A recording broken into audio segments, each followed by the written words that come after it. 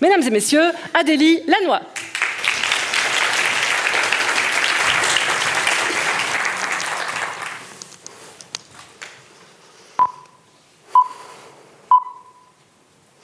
Vous avez peut-être déjà traversé la Manche pour vous rendre en Angleterre, que ce soit en ferry, avec l'Eurostar ou peut-être même à la nage pour les plus sportifs d'entre vous.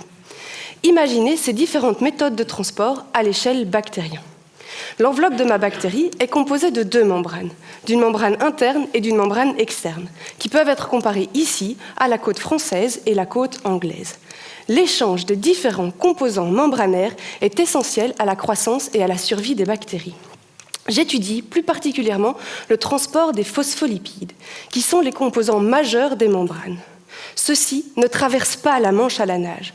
Tout d'abord parce que ce serait une grande perte de temps et d'énergie, mais surtout parce qu'ils ont peur de l'eau. Pour traverser, ils sont pris en charge par des protéines qui font office ici au port, au bateau ou au tunnel. Chez ma bactérie de référence, Escherichia coli, il existe deux types de méthodes de transport. Un premier, bien connu, maritime, composé d'un port français et d'un port anglais. Les phospholipides anglais prennent alors le ferry pour se rendre jusqu'à la côte française.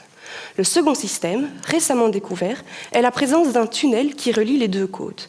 Ce tunnel sous la Manche permet vraisemblablement le transport des phospholipides. Durant ma thèse, j'étudie le transport des phospholipides chez Brucella abortus, une cousine très éloignée d'Escherichia coli. J'y ai retrouvé la présence d'un port français et d'un port anglais situés à un tout autre emplacement et avec une configuration assez différente. Mais le plus étonnant, c'est qu'il n'y a aucun ferry qui permet de relier les deux ports. Donc comment font mes phospholipides pour aller visiter le Cap Griné de Brucella ? Eh bien, en y regardant de plus près, j'ai découvert la présence d'un tunnel flottant. Ce tunnel, qui relie ces deux ports, a une structure assez similaire au tunnel sous la Manche d'Escherichia coli. On se retrouve avec un système qui mélange les deux méthodes de transport d'Escherichia coli. De plus, j'y ai démontré que les phospholipides français prenaient ce tunnel pour aller se rendre jusqu'à la côte anglaise. Mais concrètement, c'est bien beau, mais à quoi ça sert ?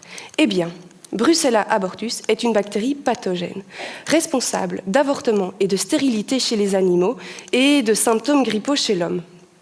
Elle est souvent mal diagnostiquée chez l'homme, ce qui peut engendrer des problèmes chroniques par la suite de la maladie.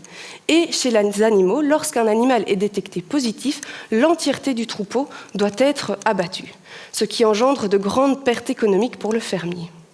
Donc, étudier cette bactérie pathogène afin de mieux comprendre son fonctionnement permettra de mieux la combattre et de l'éradiquer plus efficacement. Merci de votre attention.